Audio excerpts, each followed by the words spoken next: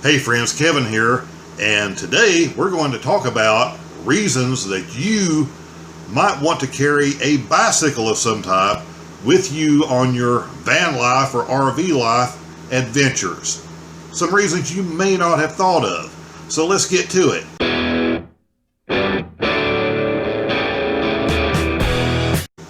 Okay, reasons you may want to carry a bicycle. And before we get into this, by the way, if you saw my last video, which was meant to be funny, and you're still here, I appreciate you. Because anytime I've ever tried to do anything a little bit off the cuff or a little bit funny on this channel, I've lost subscribers pretty much in droves. And I almost guarantee that that's happened with that video also.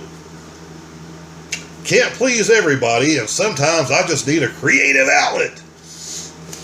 But let's get back to the serious stuff now. On camping, on van life, on RV life, why you might want to carry a bicycle with you.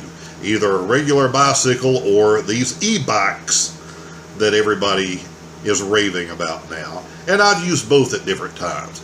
But here's some of the reasons why you may want to carry one.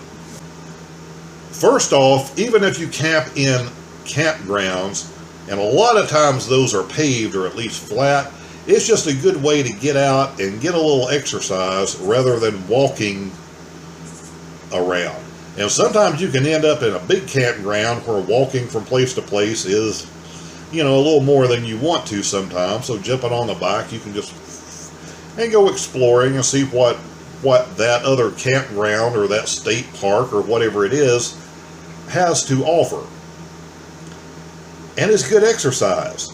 And it will help you meet people. I don't know why, but it does. So there's all kinds of benefits to that. But we're not always in state parks or nice little campgrounds, which is why there's another reason these come in handy. And this is one of the big reasons for me. Especially in the West, in the desert, in these more desolate, deserted areas.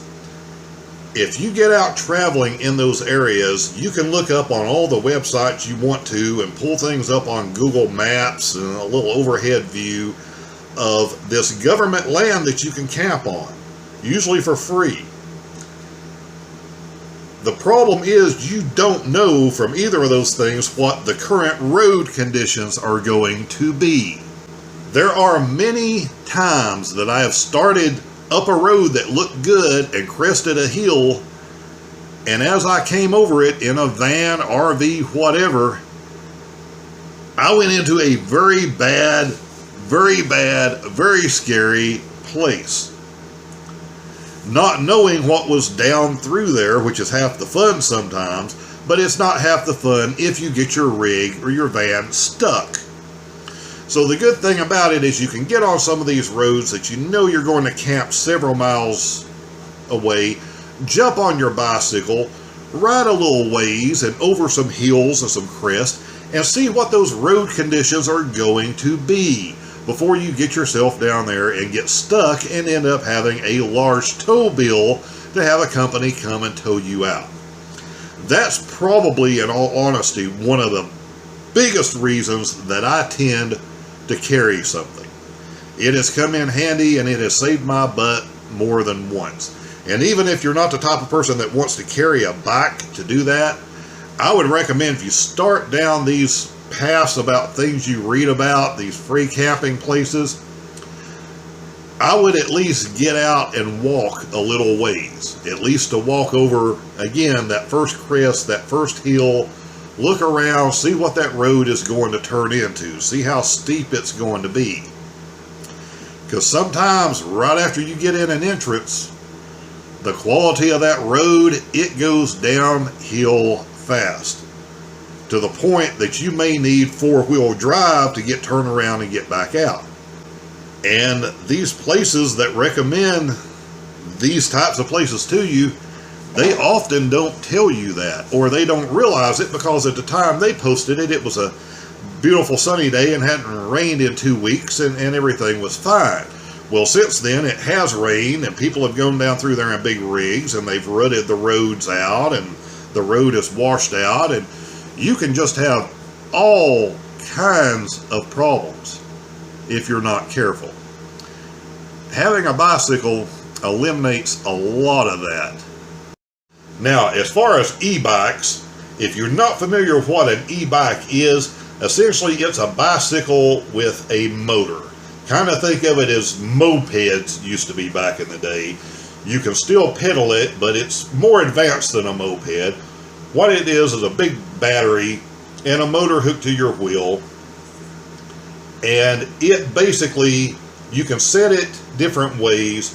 What a lot of people do is they set it so they can pedal continuously. And what happens when you start up a hill, you're pedaling with the same force, and that motor kicks in and helps propel you up the hill without you having to kill yourself to pedal up that steep hill. Or you can just set it like it is and kind of use that motor and run around. And a lot of these things you can get, depending on how hard you are on it, you can get a 20 or 30 mile range out of it.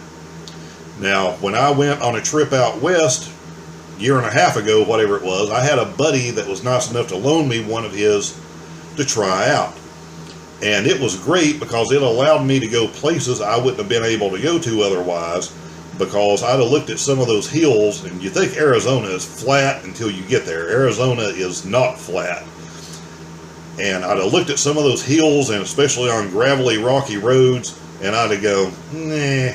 And I'd have missed a lot of great scenery, because with that e-bike, I was able to shoot up that hill, get to the top, and, you know, not wear myself out in the process. Still get exercise, still work up a sweat, and it still be enjoyable. Now, with that said, whether it's a regular bicycle or an e-bike, you need to be careful on these things if you've gotten a few miles on yourself. Sometimes we think in our heads that we're much younger than we actually are, or we just do something silly.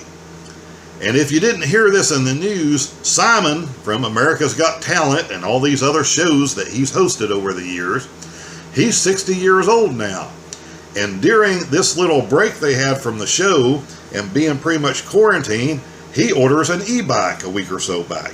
This is why there's someone sitting in his place if you watch America's Got Talent the last few episodes.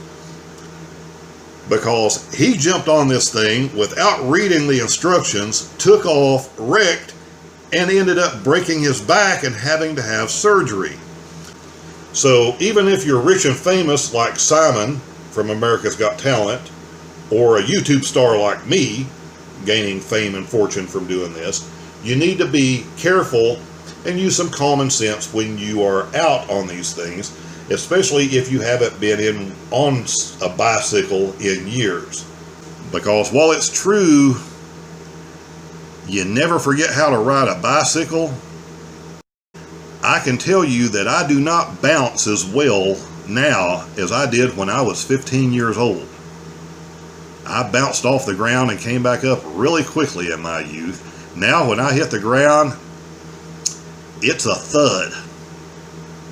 Like dropping a sack of potatoes. It's not pretty. But anyway, those are some of my reasons for why you may want to consider carrying a bicycle or an e-bike. And it's great no matter where you are. Sometimes you can end up in a place and just stopping during the day in a little town. And you just want to explore that town. And it's a lot easier to go up streets and alleyways. I'm talking small towns, not big cities. But it's just a lot easier to be able to cut across and go explore the side streets and ride up a few blocks and see the local houses and how the people in that area have them decorated. I get a lot of pleasure out of that. So I truly enjoy having one. But if you carry one or you've thought about carrying one, you probably have reasons I haven't even thought of about why you do it. So I'd love for you to put that down in the description so we can talk about it and everybody else can kind of get your views on it compared to my views on it. With that said, I've got a whole lot of van life, RV life, camping, travel type videos coming that are in the pipeline. Should be pumping a few out. Hope you enjoy those also. If you're wondering what to watch next, if You click down the description, you'll see links to other recent videos. Hopefully you'll find something there that you'll enjoy from all the topics I've done. If there's something you'd like me to do a video about, be sure to put that down in the comment section too. And we'll talk soon.